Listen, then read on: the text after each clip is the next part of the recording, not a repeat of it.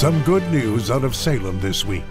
State economists say our economy is humming along, but it's still not enough to cover our bills, meaning lawmakers will have some tough choices about raising taxes or cutting services. I've been very clear that Oregon needs revenue reform in the state, that Oregon families are paying too much of the fair share of the state costs. Tonight, the view on our budget challenges from both the Republican and Democratic leadership in the Oregon House. From KGW News, this is Straight Talk with Laurel Porter. Hello and welcome to Straight Talk. I'm Laurel Porter. Big decisions are ahead for lawmakers in Salem that could affect every Oregonian's wallet. The revenue forecast just came out this week. It shows the state's economy is robust with record low unemployment, bringing in nearly $200 million more to state coffers than forecast projected earlier this year. We could even get a kicker this year. But still, lawmakers face a big budget shortfall. They have a tough challenge to find a way to fill that gap before they adjourn in less than 2 months. Tonight, we hear from members of both the House Republican and Democratic leadership with their ideas for solutions. Later in the show, House Deputy Majority Whip Barbara Smith Warner joins us. But first, welcome to my guest, House Minority Leader, Republican Representative from Central Oregon, Mike McLane. Welcome back to Straight Talk. It's great to have you back. Thank you, Laurel. Let's take a look at that revenue forecast that just came out this week and the budget picture, and then I'll get your reaction to it. The revenue forecast shows that $177 million more will go into state coffers, and it may even be a little more than that. We're also hearing $187 million. That makes for a total revenue for the budget $19.9 billion. With lottery revenue, that could push it above $21 billion. Still, though, the state faces a $1.4 billion shortfall. So, Representative, when you look at those numbers, what's at stake as you and the Democrats try to come together to craft a budget? Well, we have got some budget problems for the next decade, and we got a spending problem. I mean, we've seen our revenues go up 30% since 2011 when I got to the legislature, and another 10% the next biennium. That's a 40% increase over a period of 8 years. That's a lot. I don't know how many families can say that, and yet we frankly have just spent ourselves into kind of a corner, and it was predictable, and so we find ourselves having to work together and each compromise to try to get through this difficult period. Well, people may look at that and say, hey, we've got record unemployment, 3.7, record low unemployment, 3.7%. We hear the economy is just humming along. How is it possible that we have that big of a budget gap? What's contributing to it? Well, it's the spending, frankly. And, you know, there's some pressures, clearly, from enormous PERS obligations, which we sadly predicted for quite a while. The health care benefits and the other sort of benefits to the public employees that are providing the services through our respective agencies are really high. You know, salaries are in line with the private industry, but their salaries with their health benefits, which they contribute almost nothing towards, are extremely high. Cadillac plans, that's very expensive, and we're going to have some compromises there to meet the needs. So even with this budget cap we're talking about, budget gap, we still could see a kicker in August if we see more revenue come in. State economists say there's a 2 in 3 chance that we'll see that kicker kick in for $408 million to be split amongst Oregon taxpayers. That's what happens when revenue exceeds forecast by more than 2%. And a $78 million corporate kicker with that money going to K through 12. The average family making $57,000 would get about $210 back. There is a Republican senator in Ashland who plans to introduce a bill that would give that money, instead of going to taxpayers, give it to K through 12. So our Pat Doris went out to the streets to ask people what they think should happen to the kicker check. And also we talked to Representative Newt Bueller, a Republican, and Governor Brown. Let's listen to what they had to say. Sure. You know, I like doing my share, and, you know, I hope they spend it wisely. You know, 2%, it's already out of my check. I haven't seen it, so keep it and do something that would help our, our youth or our roads or our city in general? I think it honestly should go back to the state. I think the state really needs it to provide some services for people that are kind of need them, I think giving the people the right to decide what they want to do with that extra money would be best. Oh, I think people always look to take the kicker, but it's really important to me that it stays in the hands of Oregonians. But I don't see a conversation about taking the kicker away from families across the state.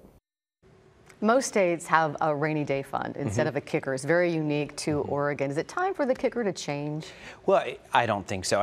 It was enshrined in our Constitution, first and foremost. So we have to realize this is a constitutional requirement. And frankly, one of the few mechanisms by which the spending of the majority party, because, we have one party in charge of every facet of government, and it's been that way for quite a while. And so goodness, where would the spending be had we not had kickers to sort of pressure that? So sometimes you got to have a little check and balance, and this is the people's way to do that. So let's talk about how you're going to fix this budget hole. There are a number of things on the table. One of them is another run. The Democrats want to make another run at a corporate business tax. Measure 97 was turned down by voters last fall. Now there's talk of another business tax, and we heard just this week a possible compromise between Senator Mark Hass, who has one idea. I think it's about $600 million in revenue that would be raised, while House Speaker Tina Kotek has another idea that would raise much more money, about $2 billion. Where do you fall on that spectrum? Do you support any kind of business tax to try to help education and fill this gap?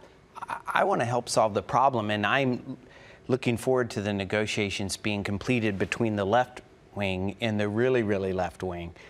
But there's no negotiations going on between moderates and those of us who are in the middle to try to navigate this sort of self-inflicted spending challenge.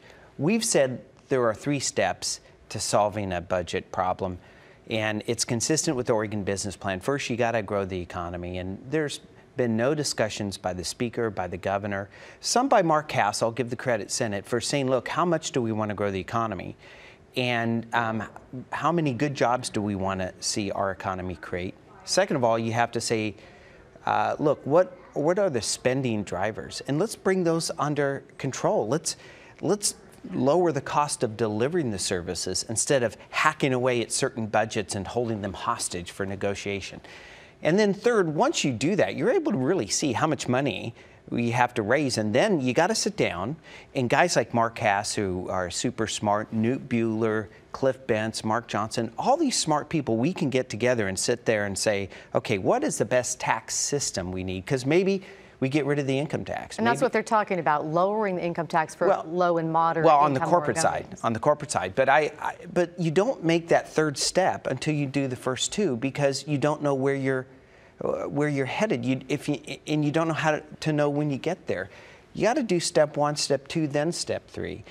The challenge is with one party in charge, they don't want to do steps 1 and 2. They just want to get to step 3, because in the end, sadly, outside of Mark Hass, the leadership of the Democratic Party in Salem is just more money, more money, more money. Give us more money. Well, it's records, and it's still not enough. You talk about growing the economy. They do say that if you put more money into education, if you pass this corporate tax, get $2 billion, let's say, put it into education, that grows the economy because you have more people with more education making more money. Well, we've raised taxes 48 times since 2000, in the last decade, 48 times. We've raised the income tax, we've raised the corporate tax, we've raised the tobacco tax, 48 different tax increases, and that's not counting any fee increases.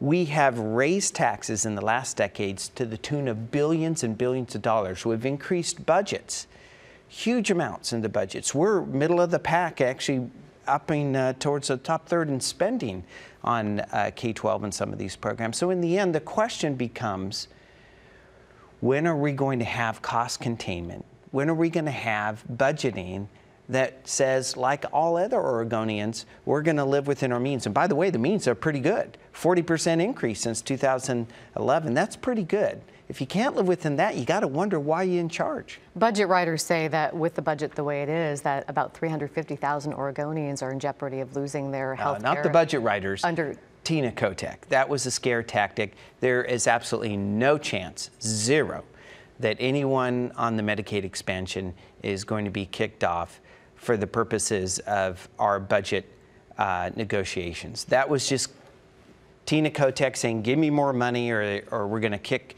off poor folks and make them go without health care. That was sad, but there is zero chance they're going to be. Well, what about the hospital tax? They're talking about raising a tax on healthcare providers to try to pay for this. Well, what we're doing is it's really more of a self-assessment, and Republicans have sat down. Dr. Hayden, Rep. Cedric Hayden from Lane County, has been incredibly good at sitting down and saying, okay, look, we're going to have those who provide the health care to the Medicaid folks that have made some money, and through this expansion, we're going to have them do some self-assessments to help us fund it.